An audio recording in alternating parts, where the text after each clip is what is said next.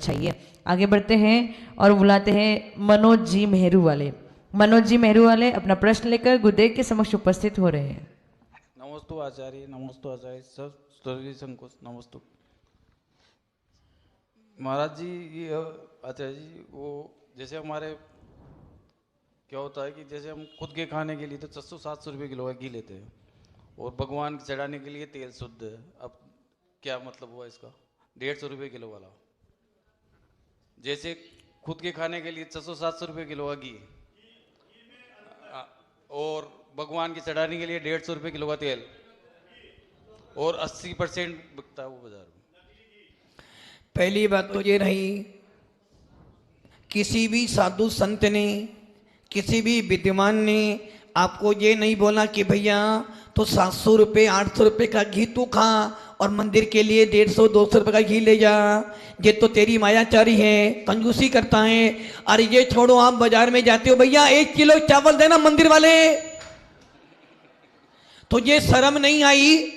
चुल्लू भर पानी में डूब मर, तू कह रहा है कि भैया 1 किलो चावल दे मंदिर वाले। अरे भैया बासमती चावल दे खाने के लिए। तो समझे ना, जब तेरे भावों के अंदर ही, अभी तो तूने मंदिर गया ही नहीं था, जब तेरे भावों में ये भाव आ गए कि मंदिर का चावल अलग, खाने का चावल अलग, तो समझना अब तू मंदिर में जाकर करेगा क्या? जब तूने मंदिर को तूने अपने से अलग कर दिया, जबकि होना ये चाहिए था भैया चढ़ा मंदिर के चावल तो बासमती चढ़ाता और खाने के लिए तो दूसरे लेता, तब तो चल जाता। और तूने क्या कर दिया?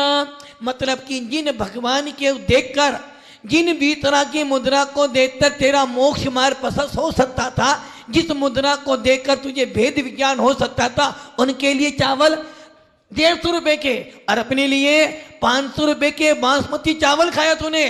और यदि घर में कोई मेहमान आ जाए तो बढ़िया से बढ़िया पकवान बना के खिलाता है और भगवान के लिए वो 10-25 रुपए का चावल चढ़ाता। तो समझना तेरे भावों में गलती हो गई, मायाचारी कर रहा है। और कहावत है, यदि जिनेंद्र देव के लिए मायाचारी करेगा, देव सा गुरु के लिए मायाचारी करेगा तो दुर्गति में जाना पड़ेगा। इसलिए जो खाते हो वो मंदिर में चढ़ाओगे तो जब तुम्हें पुण्य की प्राप्ति होगी। ये भी यही चीज पूजा बादाम में होती है महाराज जी।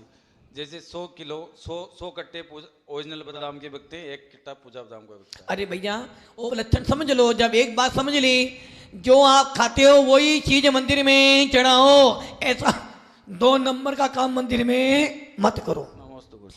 घर पे की हुई मायाचारी तो भगवान के दर पे आके धुल जाएगी, लेकिन भगवान के दर पे जो आपने मायाचारी करी है वो कहाँ धुलेगी, इसका उत्तर तो भगवान के पास भी नहीं है। इसलिए ऐसी मायाचारी से बचो, नहीं तो ऐसा कर्म बंध को प्राप्त होगा जिस कर्म को भुगतते भुगतते जीवन निकल जाएगा, रोते रह जाओगे, लेकिन वो कर्म खत्म नहीं हो पाएगा।